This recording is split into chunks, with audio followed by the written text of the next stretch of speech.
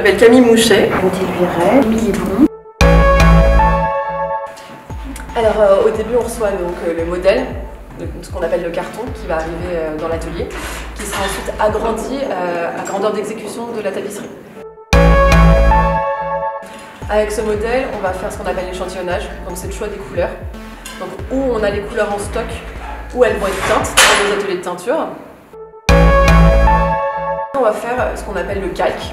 Donc en fait on va décalquer le modèle et on va le codifier. Et c'est ça qui va nous servir de support pour la tapisserie. Mais le plus important, c'est que le calque soit fait à la perfection, parce qu'un bon calque va nous aider pour tout le tissage. On va réaliser des essais tissés.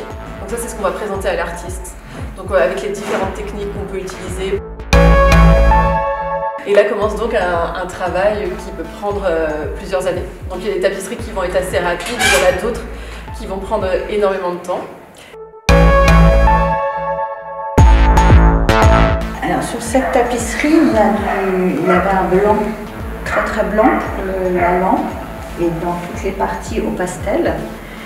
Et la laine blanche, ça n'existe pas. La laine, elle est naturellement écrue. Donc quand on a besoin d'un blanc très blanc, on prend un autre matériau. Donc en général du lin ou du coton. Là, on a fait le choix du lin. Un visage, c'est toujours un peu compliqué à rendre. Enfin, une tapisserie, c'était la première fois que moi je le faisais. Donc si on se plante sur le visage, on est vraiment foutu. Et en plus, on a tissé dans ce sens-là, alors que la tapisserie va être vue dans l'autre sens. Donc ça a été un vrai défi. On change régulièrement de place pour avoir les mains du lissier différentes sur des parties de la tapisserie.